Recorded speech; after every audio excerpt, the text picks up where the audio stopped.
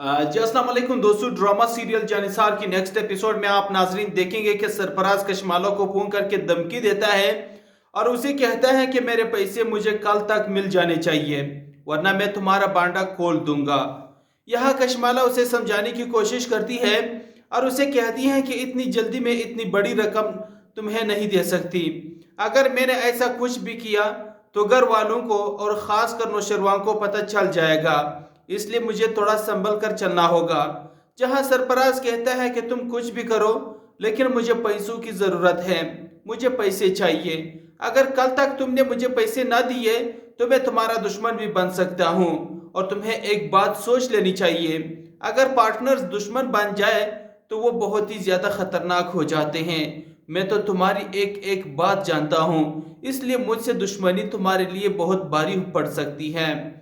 जिस पर कशमाला कहती है कि तुम मुझे धमकी दे रहे हो। सरफराज कहता है कि हाँ, जो समझना है तुम समझ लो, लेकिन मुझे कल तक पैसे चाहिए।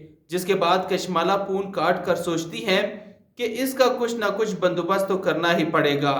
जहां दूसरी तरफ सरफराज भी यही कुछ सोच रहा होता है और वो कहता है कि कशमाला किसी भी वक्त धोखा दे सकती है, तो मुझे अब दुआ से डील करनी पड़ेगी। क्या पता कशमाला पैसे ना दे लेकिन दुआ तो जरूर देगी।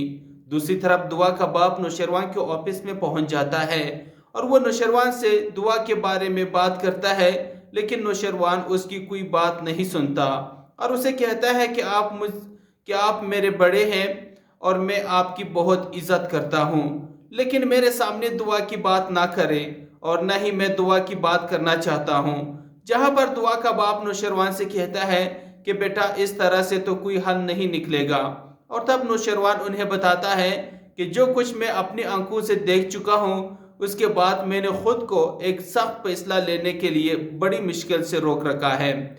मुझ में इतनी हिम्मत नहीं है कि मैं दुआ और सरफराज को एक साथ देकर इग्नोर करता रहूं। जहां पे दुआ का बाप कहता है कि बेटा तुम्हें और दुआ को एक साथ बैठकर इस मसले पर बात करनी चाहिए और इसका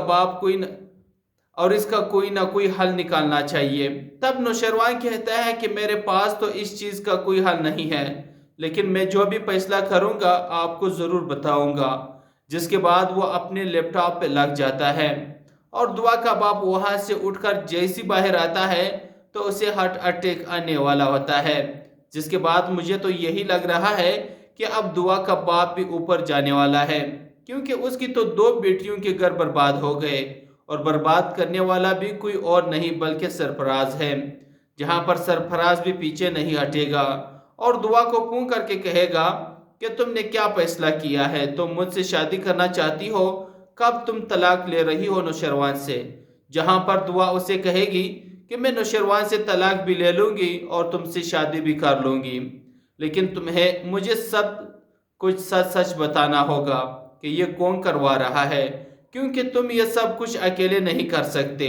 फिर सरफराज उसे कहेगा कि ये सब कुछ कशमाला करवा रही है और तब दुआ कहेगी कि मैं तुम्हारी बातों पर यकीन कैसे करूं। और तब सरफराज उसे मिलने का कहेगा और दुआ को भी एक रेस्टोरेंट में बुला लेगा।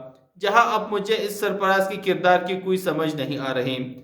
सबसे पहले तो उसे दुआ से इतनी मोहब्बत थी कि पता ही नहीं चला कि कब उसने गद्दारी कर दी और दुआ को बेच दिया।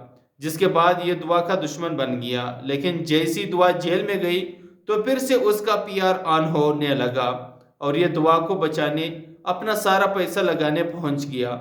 लेकिन अब फिर से जैसी दुआ बाहर निकली तो इसका गद्दारी वाला सीन दोबारा से ऑन हो गया।